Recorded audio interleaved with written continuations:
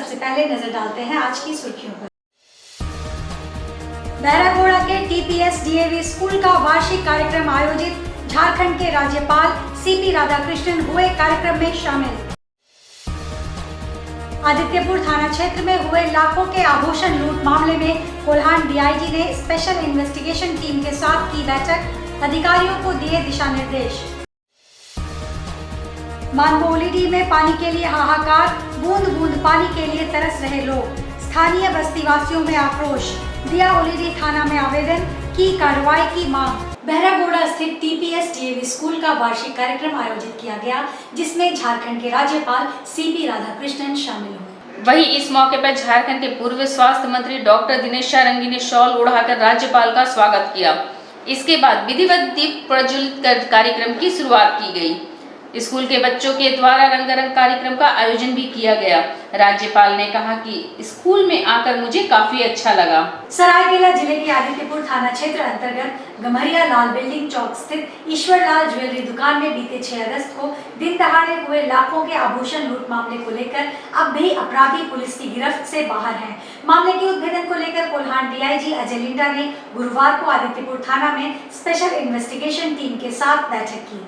Kolhan DIG ने लूट मामले से संबंधित जानकारी गठित एसआईटी से प्राप्त करते हुए विधि व्यवस्था बनाए रखने पर भी विचार विमर्श किया। घटना को लेकर एसआईटी के अलावा जमशेदपुर पुलिस टेक्निकल सेल से भी मदद ली जा रही है। डीआईजी ने बताया कि सभी बिंदुओं पर अनुसंधान की जा रही है। आयोजित हुए समीक्षात्मक बैठक में जांच अधिकारियों से प्राप्त फीडबैक के आधार पर आगे की रणनीति तैयार की जा रही है। डीआईजी ने बताया कि अब तक जो जानकारियां प्राप्त हुई हैं, उसी आधार पर पुलिस जल्द ही लूटकांड में शामिल गिरोह का खुलासा करेगी।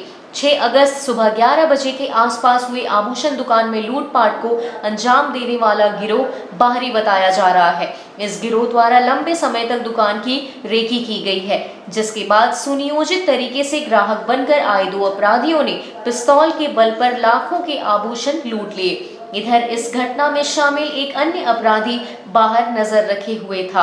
अपराधी दुकान में लगे सीसीटीवी कैमरे के डीवीआर को भी ले गए थे। नतीजा, पुलिस को कांड के खुलासे के लिए मशक्कत करनी पड़ रही है। आज जो 6 अगस्त को लाल बिल्डिंग चौक में स्थित आदित्यपुर थाना के ईश्वर ज्वेलर्स में जो लूट हुई थी, उसी का मेरे द्वारा समीक्षा किया गया और इसके अनुसंधान के लिए और उद्भेदन के लिए एक एसआईटी का गठन किया गया है। इसके साथ में एक टेक्निकल सेल की टीम भी है और जमशेदपुर के भी पुलिस पदाधिकारी उसमें काम कर रहे हैं। आज हम लोग ने समीक्षा किया कि अब तक अनुसंधान में क्या क्या तथ्य आए हैं और अभी तक अनुसंधान में हम लोग को कुछ क्लू मिला है और हम लोग ने फिर टास्किंग किया है पूरी टीम की क्या क्या करना है। मैंने एसपी को भी कहा है कि प्रतिदिन इसकी समीक्षा करेंगे और मुझे भी अवगत कराएंगे। हमारी यही इच्छा है और हम लोग की ये कोशिश है कि जितना जल्दी ये इस कांड का उद्भेदन किया जाए और जो भी लूट हुआ है उन सामानों की बरामदगी की जाए। हम लोग अभी जो अनुसंधान कर रहे हैं वो सभी आयामों से कर रहे हैं। अब उसमें जो हमारे तथ्य आएंगे उसके बाद हम आपको क्लियर बता पाएंगे कि ये कैसे हुआ और क्या हुआ। जमशेदपुर के मानगो ओलीडी में पानी के लिए हाहाकार मचा हुआ है। लोग बूंद बूंद पानी के लिए तरस रहे हैं। स्थानीय लोगों ने इस समस्या के पीछे कनीय अभियंता और कार्यपालक अभियंता को दोषी करार देते हुए उनके खिलाफ ओलीडी थाना में आवेदन देते हुए कार्रवाई की मांग की है।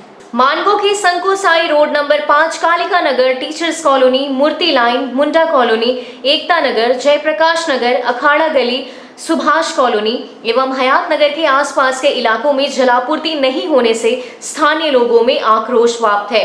सैकड़ों परिवार पेयजल की समस्याओं से जूझ रहे हैं। शुक्रवार को स्थानीय भाजपा नेता विकास सिंह के नेतृत्व में विभाग के अभियंताओं से जानकारी लेने पर पानी के लिए वाल्व क्षतिग्रस्त होने की बात कही गई। उन्होंने कहा उसे कोलकाता से मंगवाने की व्यवस्था की जा रही है। उधर स्थानीय लोगों के घर में बीते 5 दिनों से पानी नहीं मिलने पर भाजपा नेता ने ओलीडी थाना में कार्यपालक अभियंता सुमित कुमार व कनीय अभियंता पंडित महतो पर मुकदमा दर्ज करने की मांग की। कार्यपालक अभियंता व कनीय अभियंता के खिलाफ जमकर नारेबाजी की। विकास सिंह ने बताया, उपकरण, motor valve, steering, panel board आदि का रखरखाव कभी नहीं किया जाता है। बीच बीच में ग्रीसिंग, मोबिल का बदलाव के साथ साथ अगर साफ सफाई की जाती और समय समय में इसका मेंटेनेंस किया जाता तो उपकरण कभी खराब नहीं होते। कार्यपालक अभियंता एवं कनीय अभियंता के द्वारा कभी भी संवेदक को उपकरण को सुरक्षित एवं देखरेख करने का निर्देश नहीं दिया जाता है। जैसे तैसे उपकरण को चलाया जाता है और तब तक चलाया जाता है जब तक वह पूरी तरह से नष्ट नहीं हो जाता। अभियंताओं का मानगो पेयजल आपूर्ति योजना के कार्यरत संवेदक के साथ गहरी सांठगांठ का ही नतीजा है। सारे कामकाजी उपकरण दम तोड़ रहे हैं। विकास सिंह ने थाने में दिए आवेदन में निवेदन करते हुए कार्रवाई की मांग की।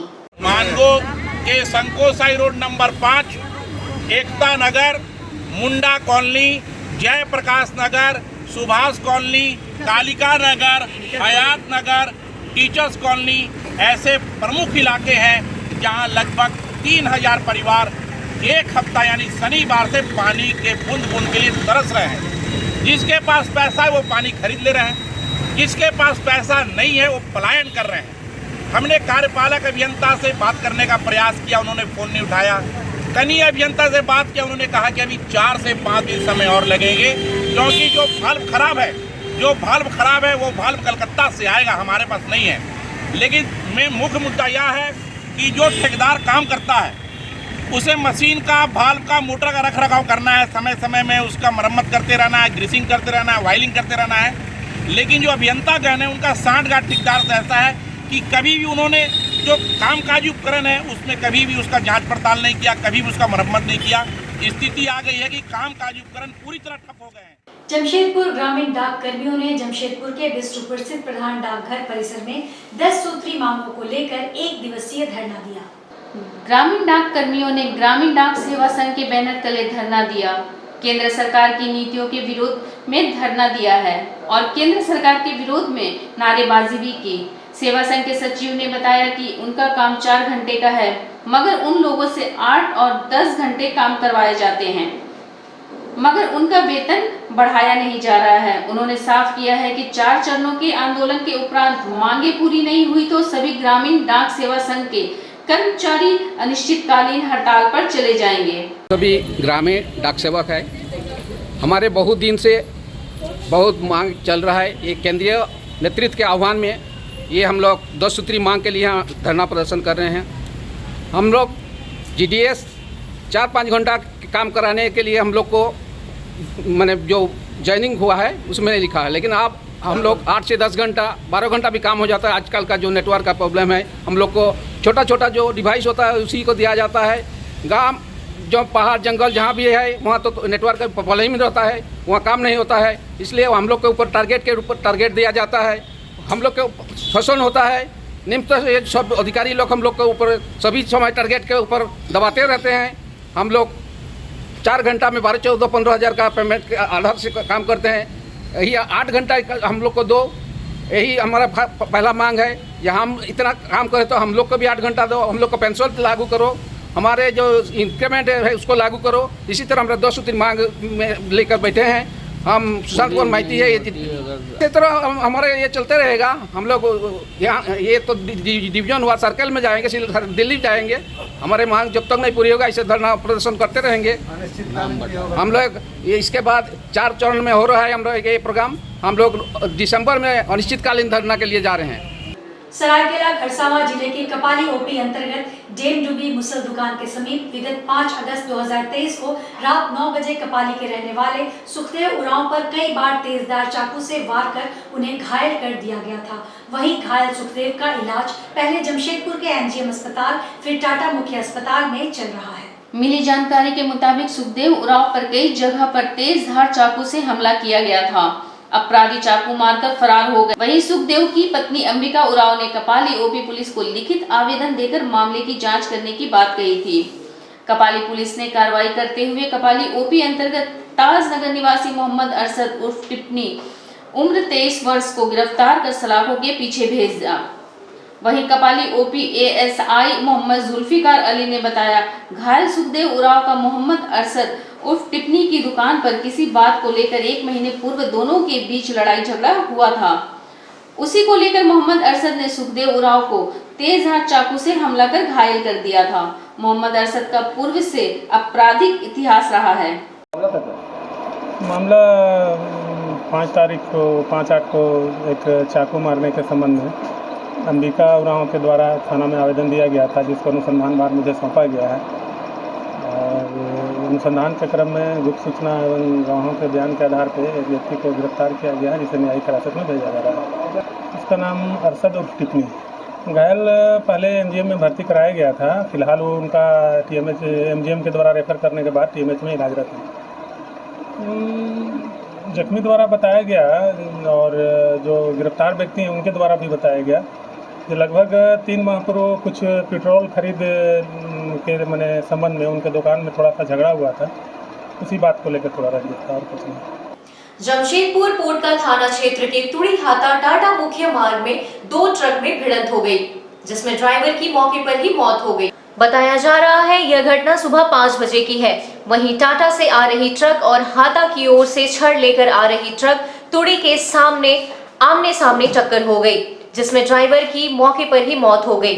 वहीं पुलिस घटना स्थल पर पहुंची और आगे की कार्रवाई कर रही है। और अचानक से जब चिल्लाने का आवाज़ आया मेरा ट्रक को, तब तक एक्सीडेंट हो गया। हम लोग आ रहे हैं इधर से, तो उसके बाद यहाँ क्या हुआ हमको उतना नहीं मालूम। ड्राइवर मालूम है, ड्राइवर चल गया थाना, उनको लेके गया शायद। जमशेदपुर के गणिनाथ सेवा संस्थान ने अपने 50 वर्ष स्वर्ण जयंती के अवसर पर संस्था द्वारा हर वर्ष की तरह इस वर्ष भी विद्यार्थियों को प्रतिभा सम्मान दिया जाएगा। गुरुवार को गोलमुरी स्थित सभागार में एक प्रेस वार्ता के दौरान उक्त बातें संस्थान के उप मुख्य संरक्षक सूरज प्रसाद ने बताई। गुरुवार को गोलमुरी स्थित सभागार में एक प्रेस वार्ता के दौरान संस्था के उप मुख्य संरक्षक सूरज प्रसाद ने बताया कि संस्था की स्थापना 1974 में की गई थी। तब से लेकर आज तक संस्था ने बड़ी कठिन राह देखी है। 9 सितंबर को संस्था स्वर्ण जयंती मनाई जाएगी। इसको लेकर तैयारियां पूरी कर ली गई हैं। 8 सितंबर को आम बगान से शोभा यात्रा निकाली जाएगी, जो गोलमुरी पहुंचेगी, और 9 सितंबर को विभिन्न कार्यक्रमों का आयोजन किया जाएगा। संस्थान द्वारा समाज के मेधावी छात्र छात्राओं को प्रतिभा सम्मान पुरस्कार स्वर्ण जयंती समारोह के दिन दिया जाएगा। वैसे मेधावी विद्यार्थी जिन्होंने इस वर्ष 10वीं और 12वीं की परीक्षा में 90% से ज्यादा अंक हासिल किए हों, उन्हें सम्मानित किया जाएगा।